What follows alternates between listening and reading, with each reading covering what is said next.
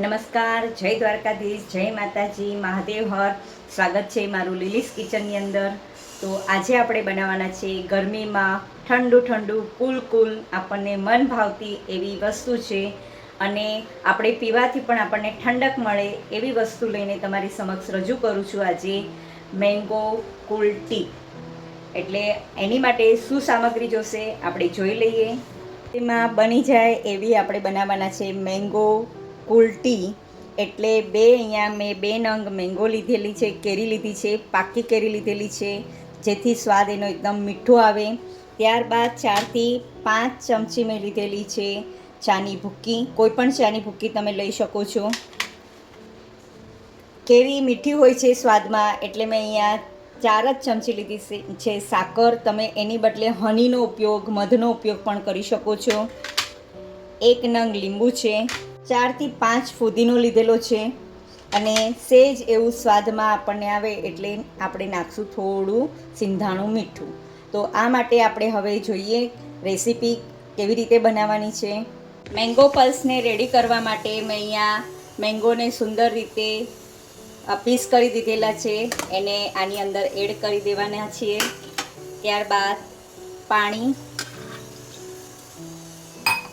અને સાકર.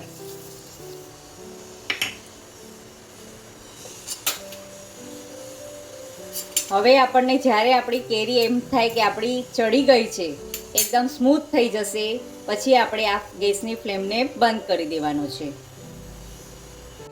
આ રીતે એને હલાવતા રહેવાની છે આપણે.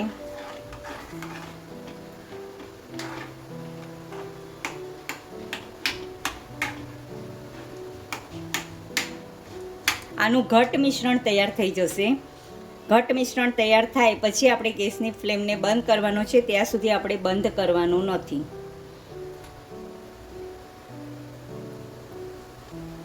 આ રીતે મેંગો પ્યુરી તૈયાર થઈ રહી છે.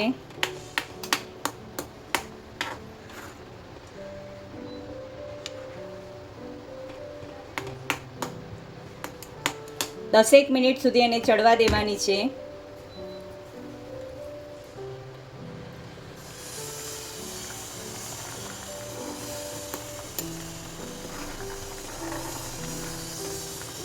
સાકરનું પાણી બળી જશે ને આ ઘટ્ટ તમને દેખાશે થતી.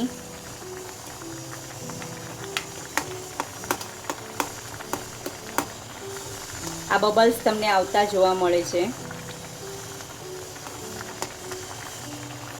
આપણને તમે જોઈ શકો છો આવી રીતે તમે કે આ કેરી આપણી આખી ચડી ગઈ છે અને એની પ્યુરી તૈયાર થઈ ગઈ છે. 5 મિનિટ આપણે આને ઠંડી થવા દઈશું. ત્યાર પછી આપણે મિક્સી ગ્રાઇન્ડની અંદર આને પેસ્ટ બનાવવાની છે. અહીંયા તમે જોઈ શકો છો બધું જ પાણી ઓબ્ઝર્વ થઈ ગયું છે સાકરનું અને સુંદર રીતે આ કેરી પણ ચડી ગઈ છે, એકદમ નરમ બની ગઈ છે અને એકદમ સુંદર રીતે બની ગયેલું છે. હવે આ ઠંડુ પડી ગયું છે અને હવે આપણે એને મિક્સી ગ્રાઇન્ડની અંદર ગ્રાઇન્ડ કરી નાખવાના છીએ. તો આ ગરને હું મિક્સર જારની અંદર એડ કરી દઉં છું.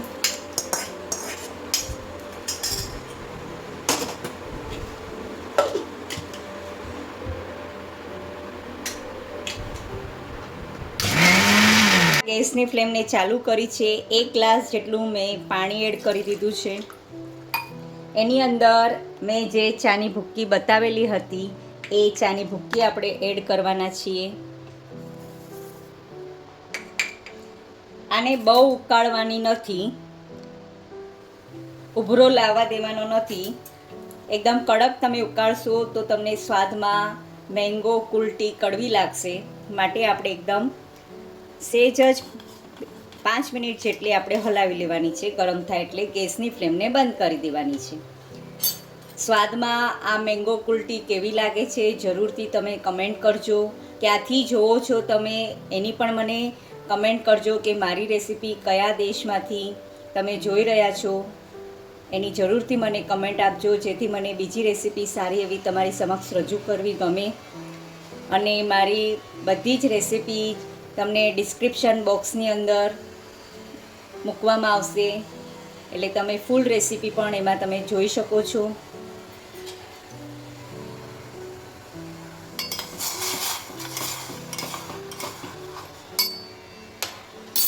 બબલ્સ આવવા દેવાના નથી. સેજ ગરમ થાય એટલે આપણે ગેસની ફ્લેમને બંધ કરી દેવાની છે.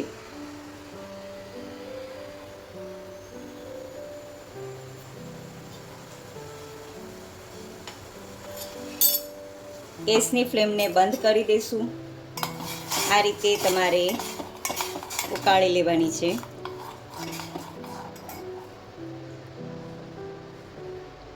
આપણે આને ઠંડી થવા દઈશું. ત્યાં સુધીમાં આપણે મેંગો પલ્સ રેડી કરી દેવાના છીએ. ત્યાં સુધીમાં આપણે આ જે ચાને ઉકાળી હતી એને આપણે ગાળી લેવાની છે. એટલે ચાનું પાણી આ તમને જોવા મળે છે. આપણો મેંગોનો ઘર રેડી થઈ ગયેલો છે. હવે આપણે મેંગો કુલ ટી ઠંડી મસ્ત મજાની પી શકીએ એ માટે આપણે આ બનાવી રહ્યા છે. 4 થી 5 નંગ મેં લીધેલા છે. આઈસ બરફ લીધેલો છે. ત્યારબાદ આને મેંગો નાખ્યું.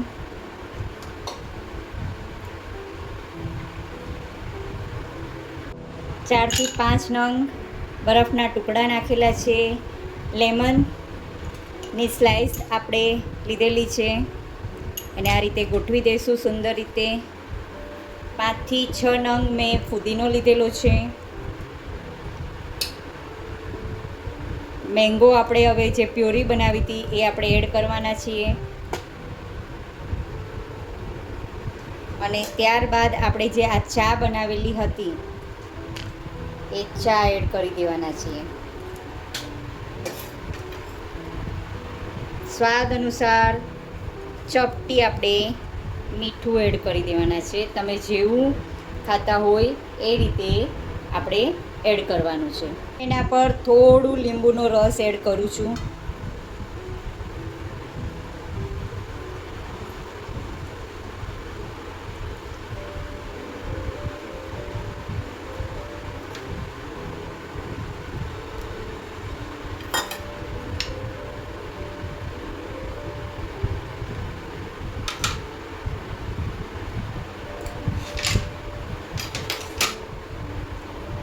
ત્યારબાદ ફુદીનો થોડો સાઈડમાં મૂકી દઉં છું.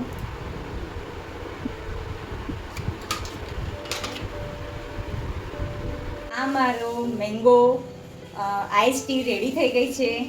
કેવી બની છે તમે પણ એકવાર પ્રયત્ન કરજો બનાવવા માટે. થોડી એવી ઘરની જ વસ્તુમાંથી આ બનાવેલી છે અને સિઝન પ્રમાણે મેંગો મળી રહી છે હમણાં, એટલે તમે પણ એકવાર બનાવવા પ્રયત્ન કરજો. Thank you.